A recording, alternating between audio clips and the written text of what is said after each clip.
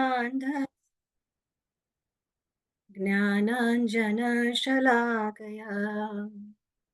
चक्षुरुन्मीलितं येन तस्मै श्रीगुरवे नमः। जय श्रीकृष्ण चैतन्य प्रभु Nityanand Shri Advaita Gadadhar श्रीवासादि गौरभक्तवृन्द।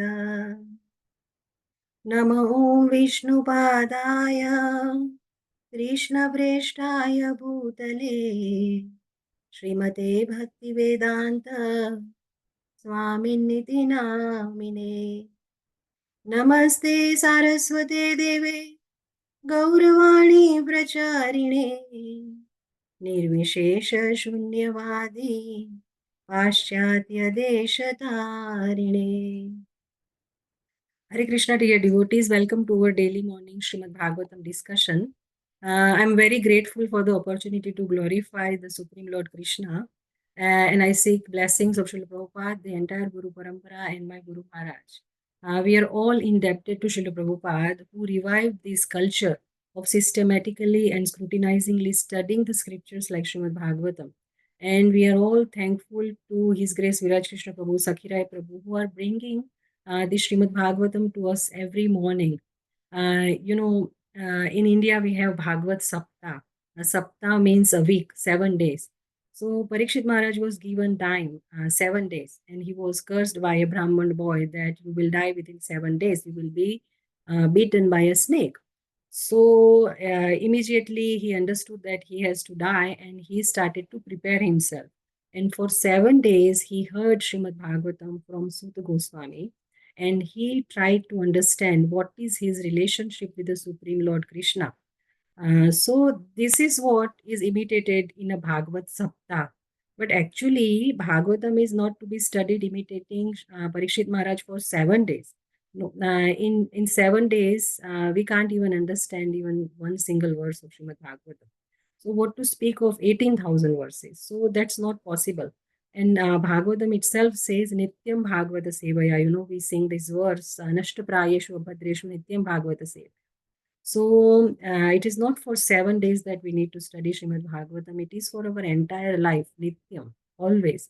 And what we need to imitate is the sincerity of Parikshit Maharaj. And I think we are all fortunate that we get to associate with the book Bhagavad in the association of devotees who are person Bhagavad devotees, senior devotees like Sakirai Prabhu, His Grace Viraj Krishna Prabhu. So we get their association every day, Nityam. Before we start today's class, we will revise a little bit of summary. So we're reading from Canto 1, The Creation, Chapter 9, Prayers of Queen Kunti. And we haven't come to Prayers of Queen Kunti yet, but we are slowly building up towards those. And in the previous chapter, we saw that Pandavas, along with Draupadi, they had a very rigorous evaluation of what should be the appropriate punishment for the son of Drona, Ashwasthama, for beheading the 5 sleeping sons of Draupadi. And after punishing him, they were all overwhelmed with grief.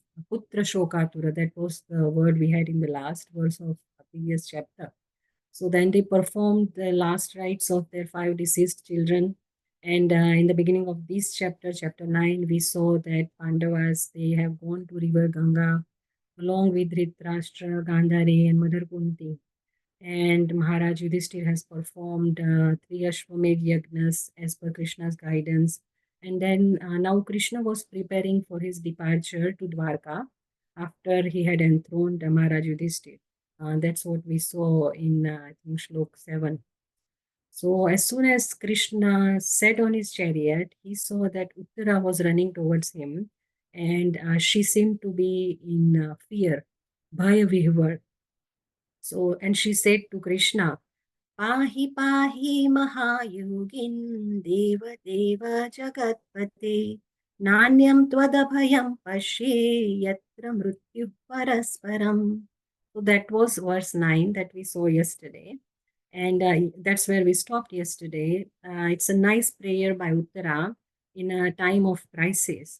So we can also recite this prayer when we are in crisis. And what was the crisis Uttara had, we haven't seen yet. But yesterday, His Grace Viraj Krishna Prabhu told us that it will be nice if we could memorize this verse. So has anyone memorized it? Who would like to recite it? Hare Krishna Mataji, I can recite. Yes, please, Mataji. Go ahead. Utro Vacha Pahi Pahi Mahayogin Deva Deva Jagatpate Nanyam Tvad Abhayam Pashe Yatra Mrityuh Parasparam. Thank you, Mataji. Who else would like to recite it?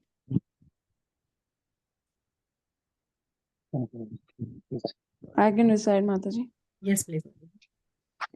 Uttara uvacha pahi pahi mahayogin deva deva jagatpate nanyam tvad abhayam pashe yatra mrityu parasparam. Thank you. Now let's go to verse 10.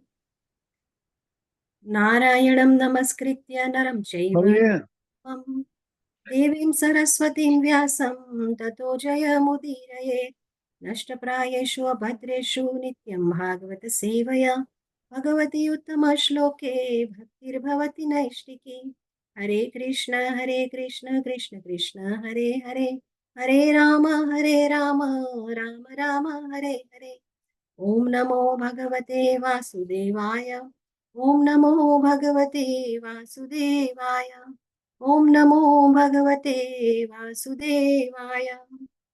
Verse number 10. Abhidravati Mamisha Sharastaptaya So Vibho Kamam Dahatu Mam Natha Mame Garbho Nipatyatam. Let's look at the words word to word. Abhidravati, coming towards. Mam, me. Isha, O Lord. Sharas, the arrow. Tapta, fiery. Ayasha, iron. Vibho, O great one. Kamam, desire. Dahatu, let it burn. Mam, me. Natha, O protector. Ma, not. Ni, my. Garbha, embryo. Nipatyatam, be about it. Translation and purport by His Divine Grace A.C. Bhaktivedanta Swami, Srila Prabhupada ki Jai. O my Lord, you are all powerful. A fiery iron arrow is coming towards me fast. My Lord, let it burn me personally, if you so desire. But please do not let it burn and abort my embryo. Please do me this favor, my Lord. Would anyone like to read the purport? I can read, Mataji. Prabhuji, go ahead. This incident took place after the death of Abhimanyu, the husband of Uttara. Abhimanyu's widow Uttara, should have followed the path of her husband, but because she was pregnant and Maharaj Parikshit, a great devotee of the Lord, was lying in embryo, she was responsible for his protection. The mother of a child has a great responsibility in giving all protection to the child, and therefore Uttara was not ashamed to express this frankly before Lord Krishna. Uttara was the daughter of a great king, the wife of a great hero, and daughter and student of a great devotee. And later she was the mother of a good king also. She was fortunate in every respect. Hare Krishna. Thank you, Prabhuji. Hare Krishna. So after Pahi Pahi Mahayogin, Uttara's prayer is still continuing. Uttara is in a great danger. And what's the danger? Danger is that a fiery iron arrow is coming towards her very fast. So, and next sloka will tell us that this fiery iron arrow is Ashwasthama. Ashwasthama has released Brahmastra, so that's the arrow, which is targeted at her womb. To end the family lineage of Pandavas. So Uttara is saying, we say in the translation, Uttara is saying that, my Lord, let it burn me personally if you so desire, but please do not let it burn and abort my embryo. So she is ready to be burnt herself, but she wants to ensure that the son in her womb is protected. And we all know that as part of the Kurukshetra war, many casualties had happened. And one of the soldiers who attained Veergati was Abhimanyu, Uttara's husband.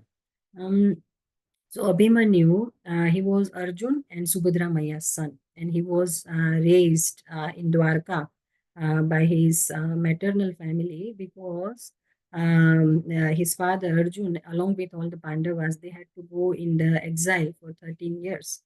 So after they returned, Abhimanyu's marriage was arranged with Uttara. So that's why after Abhimanyu's death, Uttara is, Prabhupada said, she was the widow. So Abhimanyu, he was a very strong, a young, and a talented warrior, and he played a significant role on the Pandav side during the Kurukshetra. And he was also one of the very few people, along with his father Arjun, who knew the technique to enter the Chakravyuh. Chakravyuh was a powerful military formation. So what had happened was that Abhimanyu's father Arjun, he was talking to Abhimanyu's mother Uttara when she was pregnant, and Abhimanyu was in the womb. So he was talking about the Chakravyuh, and he first described the art of entering the Chakra. But before Arjun could describe how to come out of it, Uttara fell asleep. So Arjun stopped speaking. And therefore, Abhimanyu, he never he never got a chance to learn how to come out of the Chakravyuh. So on the 13th day of the Kurukshetra war, the Kaurav soldiers, they built a Chakravyuh, and then they had already arranged to distract Arjun and move him to other side of the battlefield. So then Abhimanyu was able to enter the Chakravyuh on his own, but Kauravas, once again, they broke the codes of the Kshatriya warfare. And 6 powerful warriors at the same time, simultaneously, they launched attacks on Abhimanyu. So then a young boy, 16 years of age, Abhimanyu, he was unfairly killed on that day. So that's why Prabhupada is saying Uttara was a widow. He says that Abhimanyu's widow Uttara should have followed the path of her husband because she was pregnant and Maharaj Parikshit, the great devotee of the Lord, was lying in embryo, she was responsible for his protection. So we saw in the last chapter as well that it was a system that if a husband dies, the wife, if she is unable to bear the separation from her husband, she also sacrifices her body in the same fire that is called sati. Now, Uttara did not enter the fire because she knew that the future child, her future child, is the last descendant of Pandavas. So, even at the cost of her own life, Uttara pleads to Krishna to save him. And we also saw in the previous chapter that this Sati Pratha, it wasn't compulsory because we saw that Kripi, Dronacharya's wife, she also didn't go Sati. So, because Kripi had the protection of her son Aswasthama. And in Uttara's case, her son isn't born yet, but she has the responsibility of her unborn son. So, she also didn't undergo sati. And Prabhupada further says in the purport that Uttara, it's a very nice statement. Prabhupada says Uttara was the daughter of a great king, the wife of a great hero, and student of a great devotee. And later she was the mother of a good king also. So she was fortunate in every respect. So some of you might be aware of the Mahabharata stories and some of you might not be. So we'll just quickly see whose daughter Uttara was and whose wife she was and whose student she was. So whose daughter was Uttara? So Uttara, she was the princess of Matsya Desh, and she was the daughter of the king of Matsya Desh, Virat. So King Virat, he had a connection with Pandavas because the Pandavas, they spent the last year of their exile, the 13th year, they spent in Matsya Desh. So in the last year where they were supposed to live as incognito, anonymously, so they had to spend that 1 year. They spent in the court of King Virat, and Uttara was the daughter of the same King Virat, and whose wife was Uttara. We saw she was Abhimanyu's wife, and whose student was she? So this is also interesting. Srila Prabhupada is saying that Uttara was a student of a great devotee. So who was that great devotee? Anyone? Anyone knows who was Arjuna? Arjuna. Yes, yes, yes. That's very correct. So during the 13th year of Pandava's exile, the condition, the term, it was that they had to meet, that they have to live out in the open in villages and cities among people, and they still have to remain hidden, incognito, and they must not be recognized by anyone. So the Pandavas decided to hide in the kingdom of King Virat. So interestingly, Arjun, he disguised himself as Brihannala, a member of third gender, and as a dance teacher, so that he could gain entry in the women's chamber in the royal court. So now, how did Arjun learn dance? Because as a Kshatriya in Dronacharya's ashram, he learned Shastra Vidya and Astra Vidya, the art of military warfare. So, how did he know dance? Where did he learn the art of dance? So, that's another interesting story. That during the first 12 years of exile, the Pandavas, the Arjun, he had gone to Amravati, where Indra resides. So there he learned dance under the guidance of a Gandharva named Chitrasena. So, and it was also in the 13th year in the Agnatavas that he, Arjun, stayed as a member of a third gender. So that's also interesting how he could, being such a strong masculine personality, how he could hide himself as a member of a third gender. So this was a curse by an Apsara, Urvashi, because she had proposed to Arjun to be intimate with him, and he refused. So she was angered by this, and she cursed him that for 1 year of his life he will have to spend as a member of a third gender. So that's why it was so natural for Arjun to hide himself. So in the 13th year of exile, Arjun uses this curse as a blessing, and he hides as a third gender, and he teaches dance to Uttara, the daughter of Virat. So at the end of exile, when the Pandavas revealed their true identity to King Virat and they thanked him for giving them shelter, King Virat expressed a desire that Arjun marries his daughter Uttara. But Arjun refused this because he said that this will not be a good idea because he had been her teacher. So there is a relationship of a father and daughter between a student and a teacher. So that then he refused that he can't marry Uttara. But the king insisted. Then Arjuna said that if he wants his Arjuna's son Abhimanyu, he would like him to marry Uttara. So that's how Uttara gets married to Abhimanyu. And Srila Prabhupada says that she was a mother of a great devotee. So whose mother was she? Parikshit Maharaj. Maharaj Parikshit was a great devotee, was a Mahabhagata. So Parikshit Maharaj was, to revise, he was a son of Abhimanyu and Uttara, and he was the grandson of Arjun and Subhadra. So Uttara belonged to a great family. So that's why Srila Prabhupada is saying that she was very fortunate. And despite of being quite young, she was very responsible as well. That's what Prabhupada admires in the purport.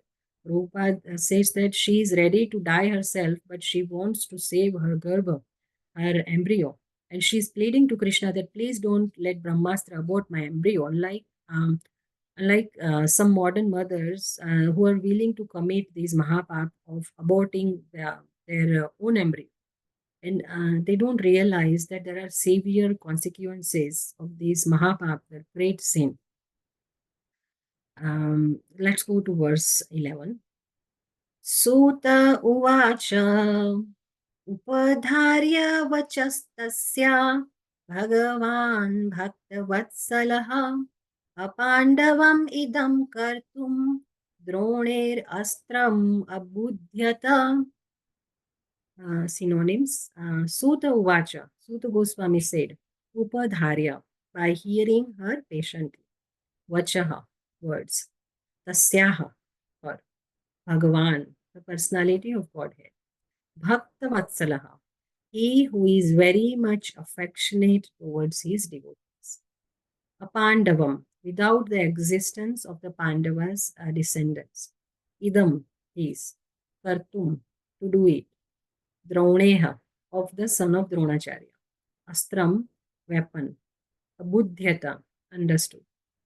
Translation and purport by His Divine Grace A.C. Bhaktivedanta Swami Srila Prabhupada Ki Jai. Suta Goswami said, having patiently heard her words, Lord Sri Krishna, who is always very affectionate to his devotees, would at once understand that Ashwasthama, the son of Dronacharya, had thrown the Brahmastra to finish the last life in the Pandav family. So as soon as Krishna patiently heard Uttara, he realized that Ashwasthama, even after being punished so badly when Arjun has shaved his hair and removed the money from his forehead, he should have actually been ashamed of his acts of already beheading 5 sleeping children, the second generation of Pandavas. But he has again released Brahmastra to kill the third generation of Pandavas, and their last descendant, Parikshit. So Krishna, as soon as he heard from Uttara, he realized this, that Ashwasthama has released Brahmastra because he is Bhaktavatsal. Now, we all know that Vatsalya is the loving emotion a parent has for the child. And Krishna declares in Bhagavad Gita 14.4 that he is our father. He says, Sarvayonishu kaunteya murtayah sambhavantiya tasam brahma mahat yonir aham bija pradahpita. So he says that all jivas, all species of life, they are all made possible by birth. Murtayah sambhavantiya, because I am the seed-giving father. Bij pradapita. And in Bhagavad Gita 9.8, he confirms this again. And it's a very beautiful shloka. He says, Gatir bharta prabhu sakshi nivasaha sharanam suhrat prabhavah pralayah sthanam nidhanam bijam avyayam. So, and the meaning of the shloka is even more beautiful. Krishna says to us that I am your gati, I am your goal, I am your bharta, your sustainer, your prabhu, your master. I am your sakshi, the witness, and I am your nivas, I am your ultimate abode, your sharanam, the refuge, and I am your suhrat, your most dear friend, and I am prabhava, the creation, and I am pralaya, I am the annihilation, and I am sthanam, I am the basis of everything. And I am Nidhanam. I am the resting place of everything. And above all, I am Bijam Avyayam. I am the eternal seed. So Krishna has again and again confirmed that he is our father. And by the nature of this relationship, he obviously has Vatsalya for us. And he is patiently waiting for us to reciprocate to his Vatsalya. And how can we reciprocate with him? We can reciprocate with him just like Uttara did. She said, Na anyam tvad abhayam pashye. I don't see anyone else who can give me abhayam, fearlessness. So, na anyam, this is ananyata. So, with this ananyata, that's how we can reciprocate with Krishna's Bhakta Vatsalya. Krishna has waited for us very patiently. He has accompanied us in every life we have had. He says, Sarvasya chaham hridhi sannivishto. So as a Paramatma, he resides in our heart. And when we have taken the life of a dog or a bird or even the worm in a stool, he has been with us and he has patiently waited for us to turn towards him and reciprocate with his Bhakta Vatsalya. So our Ananyata, is what we can give to Krishna in return for his Vatsalya. And we can see Krishna's Bhakta Vatsalya in his pastimes with Prahlad Maharaj, Dhruv Maharaj. So Krishna promises that Name Bhakta Pranashyati. Bhagavad Gita 9.31, he promises that. He declares that he declares it boldly that my devotee never perishes. And in Chaitanya Charitamrita Madhya Lila 22:95, it says that Bhaktavatsala Kritagna Samartha Vadanya Hena Krishna Chadi Pandita Nahi Bhaje Anya. So again, Ananyata. Because Lord Krishna is very kind to his devotees. He is Bhaktavatsal. And he is very grateful, Kritagna. He never forgets the service of a devotee. And he is Samartha. He is all powerful. He possesses all the abilities. And he is Vadanyam. He is magnanimous. So Pandita Nahi Bhaje Anya, a learned man, wise man, does not worship anyone else. Hena Krishna Chadi, and he never worships anyone else and give up Krishna. So Sri Prabhupada says that why should one take shelter of a demigod and leave Lord Krishna's shelter? If one worships a demigod and leaves Krishna, Prabhupada says that he must be considered lowest fool.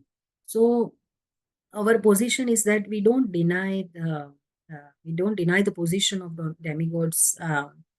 We respect them all, but our ananyata, our love, is dedicated for Krishna. Just like Prabhupada gives this example of a chaste wife. When she gets married, she has relationship with everyone in the family, but her love is aimed at her husband only. So that's how our ananyata. So from this one word, the word sala, the take-home lesson for us is that we should have ananyata in our bhakti for Krishna. So purport, who would like to read the purport? Hare Krishna Mataji, I can do it. Yes, please. Go ahead.